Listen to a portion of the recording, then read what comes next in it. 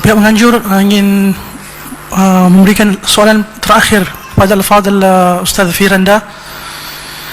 Ustaz, ada dakwan bahawa ISIS adalah daripada golongan yang bermanhaj salafi, yang bermanhaj salaf, dan mendakwa ISIS banyak merujuk kepada kitab-kitab Syekh Muhammad bin Abdul Wahhab. Benarkah dakwaan ini? Jazakallah khairan. Mengenai ISIS, Islamic State of Iraq and Syria, ya, para ulama, alhamdulillah, para ulama-ulama yang paling depan membantah mereka, diantaranya para ulama-ulama yang dijuluki ulama Wahabi. Justru ulama Arab Saudi begitu keras membantah mereka. Para asatidzah juga membantah, bukan hanya sekedar menyesat-nyesatkan, tetapi dengan dalil. Justru kita tahu ulama-ulama, yaitu para asatidzah yang mereka dituduh sebagai Wahabi, ya, justru yang paling gencar membantah mereka dengan dalil. Oleh karenanya, alhamdulillah kalau ikhwan sekalian pergi ke tanah air Indonesia, hubungan antara dakwah sunnah dengan pemerintah hubungannya baik. Sampai terakhir saya baru dengar bahwasanya sebagian guru-guru Madinah diundang oleh pemerintah Indonesia untuk mengatasi masalah kasus ISIS, seperti Syekh Abdul Salam Suhaimi, Syekh Sulaiman Ruhaili, kemudian juga sebelumnya Syekh Ali Hasan Al-Halabi. Mereka dipanggil khusus oleh pemerintah untuk mengatasi masalah ini. Ini menunjukkan ada kepercayaan terhadap orang-orang yang dituduh sebagai Wahabi. Adapun kalau kita bicara tentang hakikat dari ISIS, mungkin mereka menggunakan buku-bukunya Muhammad bin Abdul Wahhab, bukan, mungkin. Kalau mereka salah paham, ya itu bukan kesalahannya Syekh Muhammad bin Abdul Wahhab. Sebagaimana orang juga menggunakan Al-Quran dan Sunnah bisa keliru. Yang salah bukan Allah dan Rasulnya, tetapi yang salah yang memahami Al-Quran dan Sunnah. Dan Syekh Muhammad bin Abdul Wahhab tidak pernah mengajarkan apa yang mereka lakukan. Bahkan Syekh Muhammad bin Abdul Wahhab termasuk para ulama yang paling keras membantah pemikiran Khawarij. Kesalahan ISIS kita tinjau dari 3 perkara. Perkara pertama mengenai pembentukan daulah, pembentukan kerajaan. Apakah pembentukan kerajaan yang mereka lakukan adalah pembentukan yang sah? Kita tahu pemimpin mereka itu Abu Bakar Al-Baghdadi, dia pernah berkhutbah, dia mengatakan, ini qad wullitu wa lastu bi khairikum, aku telah diangkat menjadi khalifah dan aku bukan yang terbaik di antara mereka. Ini ucapan indah yang pernah diucapkan oleh Abu Bakar As-Siddiq, bukan Abu Bakar Al-Baghdadi. Aku telah diangkat. Yang mengangkat Abu Bakar siapa? As-Siddiq. Yang mengangkat adalah para sahabat, kaum Ansar dan kaum Muhajirin. Ada musyawarah di antara mereka setelah sebelumnya mereka ada berselisih.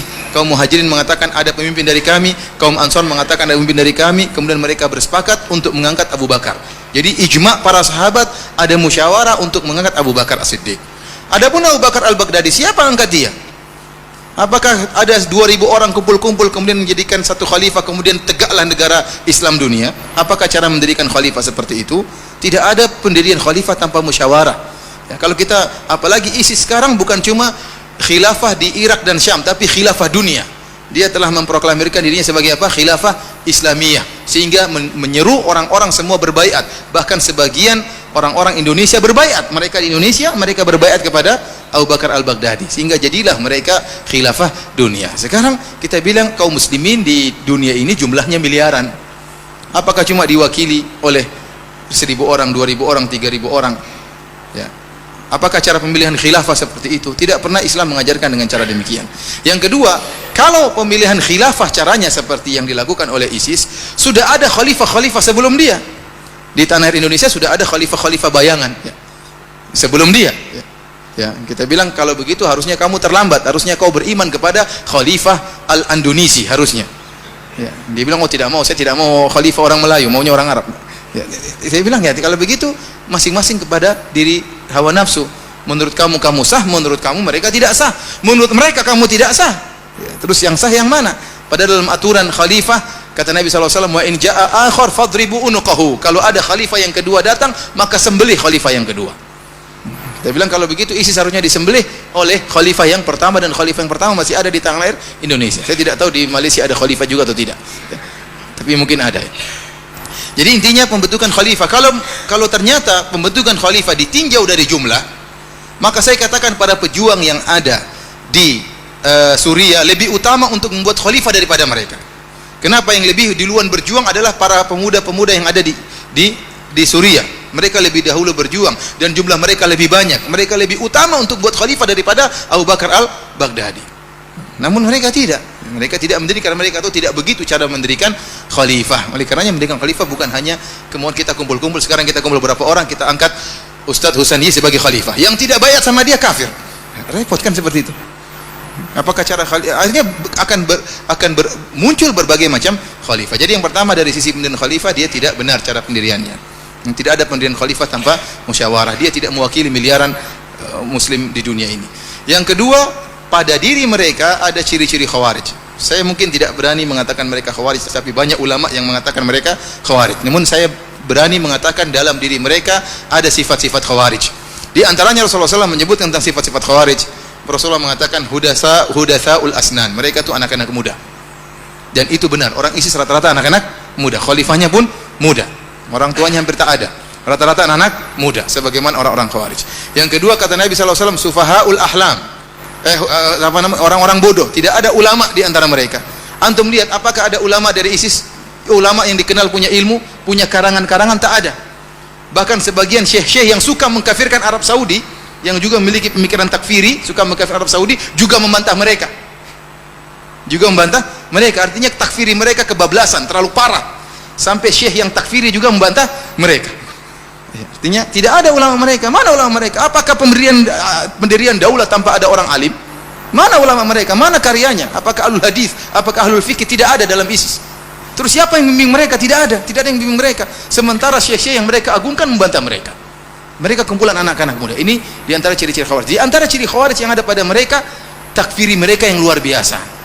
Sehingga mereka itu kalau ada yang menyelisih mereka, mereka bunuh, mereka bantai, dikatakan murtad. Yang kita lihat bagaimana mereka begitu bangganya mengupload tatkala mereka membunuh orang-orang kaum muslimin. Yang dibunuh berjenggot seperti mereka. Yang mau dibunuh mengatakan la ilaha illallah. Yang mau dibunuh mengatakan Allahu Akbar. Yang membunuh bertakbir, yang dibunuh juga bertakbir.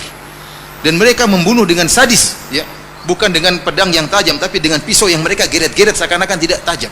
Dan mereka bangga akan hal itu. Bahkan di antara mereka yang dibunuh adalah para ulama, para dai.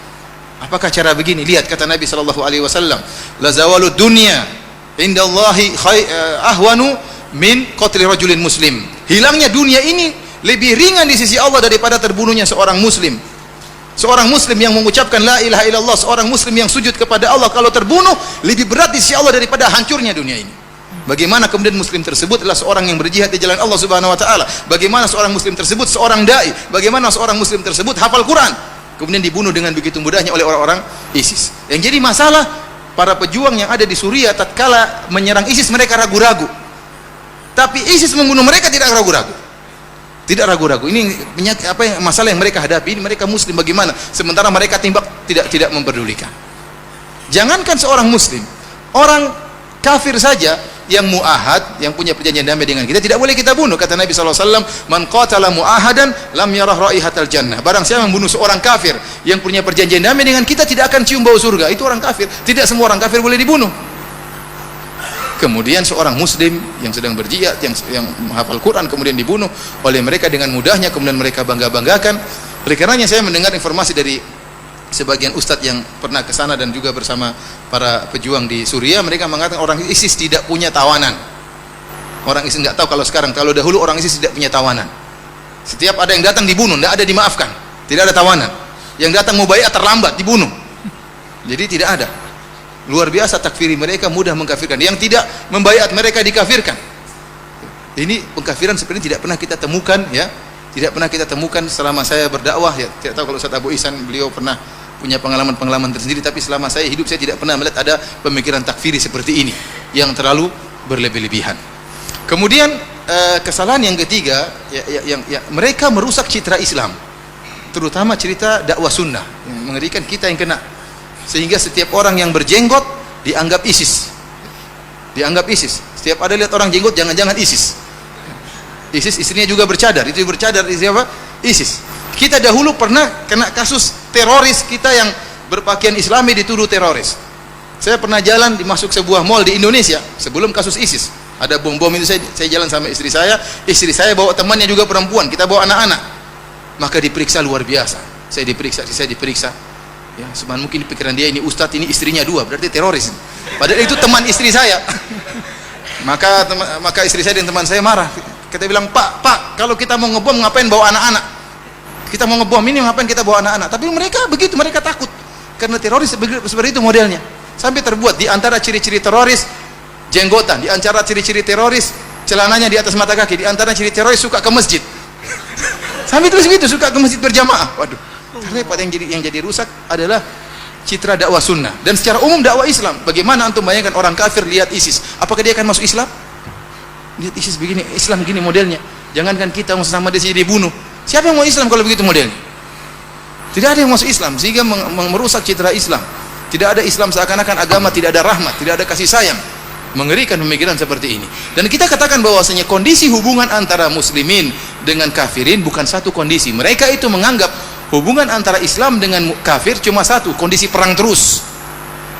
Padahal tidak, kondisi antara daulah Islamiyah dengan daulah kafirah berbagai macam kondisi. Terkadang perjanjian damai, ya. Terkadang ada kerjasama, terkadang kondisi perang. Makanya orang kafir tidak satu model. Orang kafir ada 4 model, kata dijelaskan oleh para ulama. Seperti yang satu yang dihalalkan darahnya cuma satu model, kafir harbi. Ini yang dihalalkan darahnya, ini yang dihalalkan hartanya. Tetapi 3 modelnya, kafir musta'man, kafir mu'ahad, kafir zimmi, ini tidak boleh dibunuh. Ya, makanya hubungan kita dengan orang-orang kafir bukan satu model, bukan hanya model hubungan peperangan saja. Kemudian alhamdulillah kita katakan dakwah Islam tersebar di mana-mana. Bukan harus dengan peperangan. Bagaimana Islam muncul sekarang di Amerika Serikat, bagaimana Islam sekarang berkembang, bukan cuma Islam, sunnah. Saya katakan sunnah berkembang di Perancis, sunnah berkembang di Inggris, sunnah berkembang di Amerika. Saya melihat bagaimana teman-teman saya di Universitas Islam Madinah di atas sunnah. Islam berkembang dengan mudahnya, dengan akhlak, dengan budi pekerti, tidak mesti dengan peperangan. Dengan munculnya ISIS ini semakin mereka ditekan kehidupan mereka, terutama kaum minoritas yang ada di negara-negara kafir. Oleh karena saya katakan bahwasanya kita harus punya ketegasan. Kalau memang isu ISIS tidak berkembang di Malaysia, jangan dikembangkan, jangan dibesar-besarkan. Besar-besarkan saja isu Syiah. Ya. Kenapa? Karena kalau sudah ada maka harus tunjukkan kita bantahan. Kita paling utama membantah lebih dahulu. Karena supaya kita tidak tertuduh, Ya. Ini Allah alam bisawab, ini yang mungkin bisa saya sampaikan.